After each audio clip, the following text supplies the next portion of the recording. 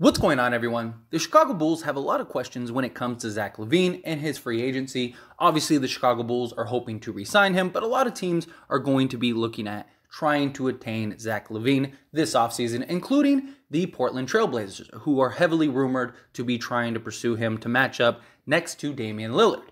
But when it comes to Zach Lavine, the Chicago Bulls are looking at other options besides just re-signing him. Obviously, the goal is to re-sign him, but whether they re-sign him or not, it is being reported that the Chicago Bulls want Rudy Gobert. Now, Rudy Gobert is on the Utah Jazz, and the Utah Jazz are absolutely imploding. I broke that down in a previous video. I'll link that video down in the description below. But a lot of teams are rumored to be wanting Rudy. The idea is that the Utah Jazz are very likely going to trade one of Rudy or Donovan Mitchell. And I think Donovan Mitchell has a greater chance for a bigger return, a better return.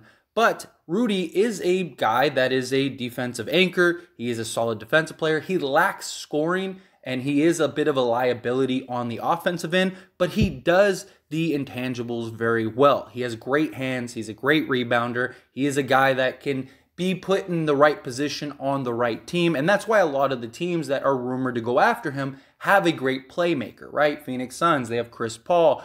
Dallas, they have Luka. And then if you had the Chicago Bulls, they have Lonzo Ball, who is a great lob passer. He's a great passer in general. So a guy that can get Rudy to his spot, get him the ball, and make him effective offensively.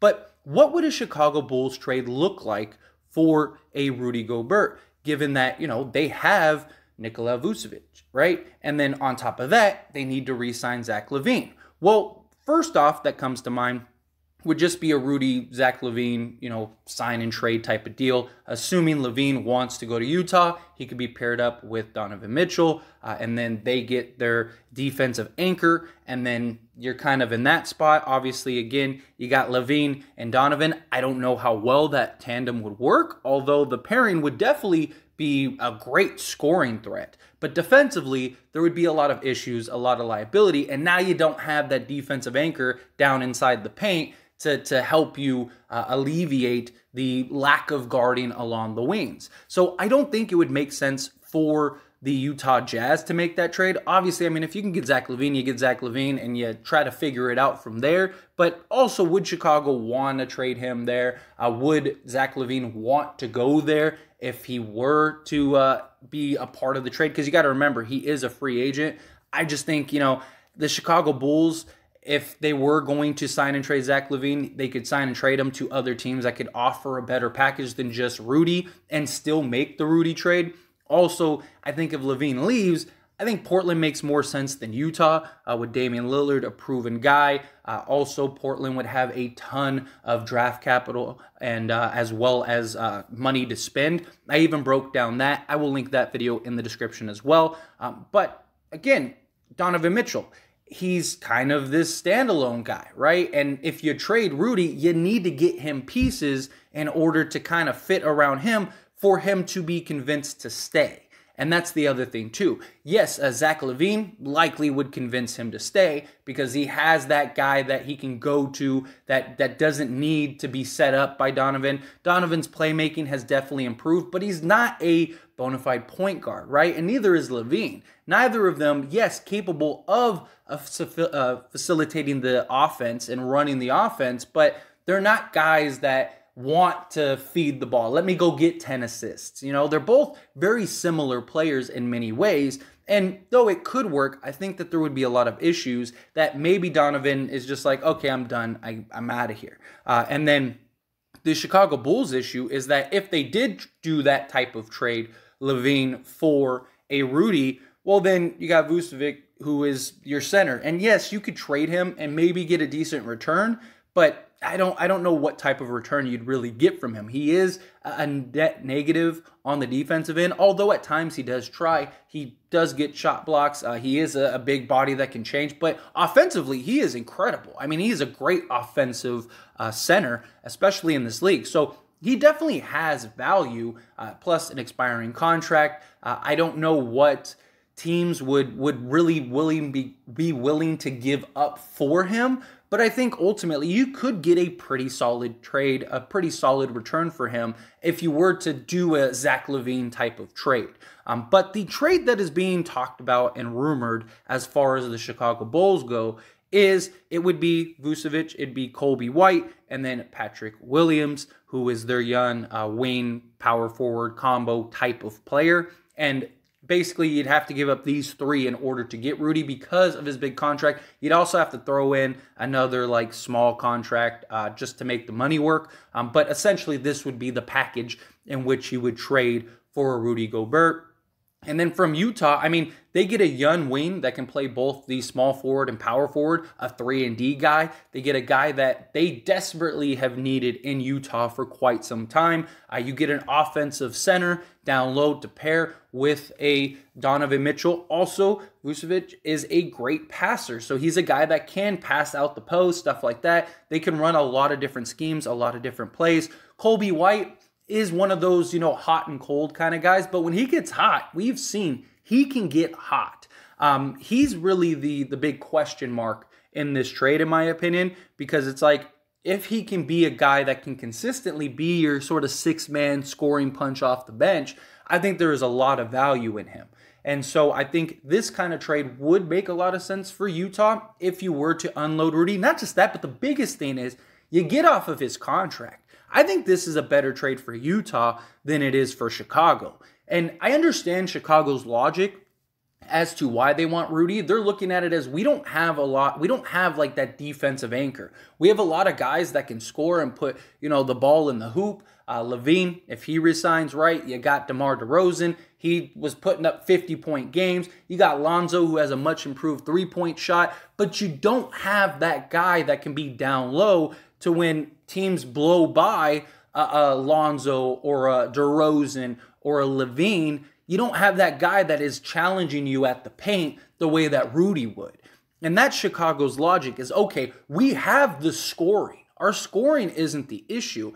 It's that defensive anchor that can block shots, that can rebound, that can, change the pace of a game. And also with Lonzo Ball, DeMar DeRozan, we saw with the Spurs and even the Chicago Bulls, he definitely is more of a playmaker now than ever before. Although Chicago had him more in a scoring role, he is a guy that can go and get you 6-7 assists. So you would have Rudy with several guys that could get you buckets. And so I do understand Chicago Bulls' logic as to why they would want Rudy.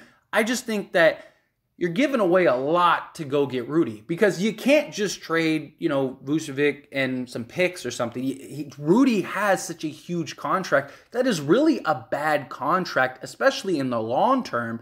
I just don't think Chicago should take on that type of contract when you could probably get lesser options for maybe not to the caliber that Rudy is, but still you can get defensive-minded centers. And there's a lot of them in free agency that aren't going to cost, $40 million a year plus.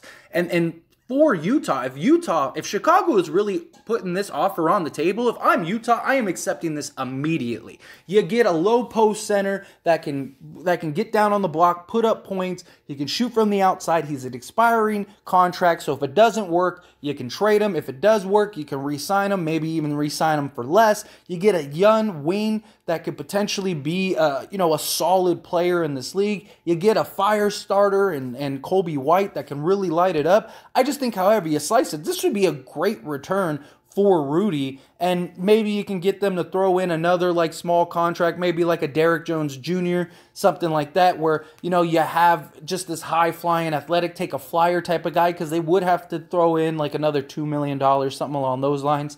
But I think that this would be a great trade for the Utah Jazz, not so much for the Chicago Bulls, but as always, I pass the question on to you. Let me know your thoughts and opinions down in the comment section below. What do you think about this potential trade? It's what's being reported. I've seen it on Bleacher Report and a couple other places that Chicago, I guess, is very interested in trading for Rudy, and this would be the only real package that they could get for a Rudy Gobert because they have to match the salary. So, Chicago's losing, in my opinion, a lot. I understand the Rudy for, the center for center swap. That's fine. I get that. But, you're talking Kobe White. Yeah, he's kind of hit or miss. Chicago doesn't seem super high on him. I can understand that, but you're trading away a young wing player who, yes, was injured, a lot of question marks, a lot of issues, but if he can get healthy and he can be the guy that they drafted or hope that he would be when he was drafted, I mean, wings are in high demand in the NBA right now.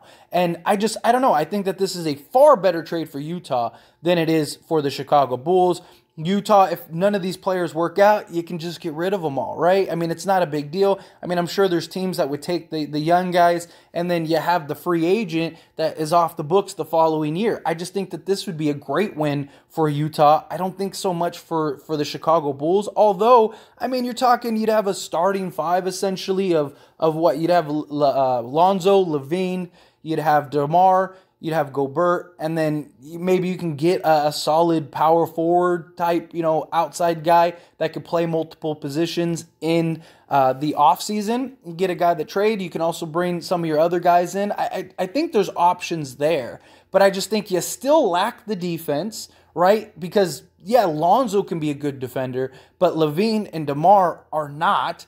And so, yeah, you have Rudy, so you kind of got your point guard center as your defensive anchors, but still, Lonzo's had a lot of injury history. I don't know. I don't think that this is a better trade. I think you could probably get a better asset than Rudy for these three if you were willing to trade these three. And I just don't think Rudy solves all your problems. I definitely think he helps. I definitely think that he would be huge. I just am so concerned with that contract if I'm the Chicago Bulls. But anyway, what are your thoughts and opinions on this potential trade? Like I said, it's being reported, it's being rumored. So usually where there's smoke, there's fire. Obviously, it's the offseason, so teams are trying to throw every little possibility out there to see like what can work, what can't, that kind of thing. It's just outside of Rudy, Utah doesn't really have many valuable options outside of Donovan, and I don't think that they would want to trade Donovan, although I think Donovan makes the most sense because of the package in return you could get, and I just don't think you're going to get that great of a return for Rudy. Although, like I said, if this Chicago deal is on the table, if I'm Utah, I'm calling them and saying, okay, let's do it. Sounds good to me. Let's make it happen. Maybe throw in, another small guy. We'll take it. Let's do it. I just think it's a win for Utah. But love to hear your thoughts and opinions down in the comment section below. That being said, if you haven't liked this video, hit that like button. Helps me out a lot. Lets me know you enjoy these types of videos, and I truly appreciate it. If you're not subscribed to the channel, hit that subscribe button, followed by the bell notification. Stay up to date with all things sports from this wonderful community and all of our discussions. I'll see you all in the next one. Thank you.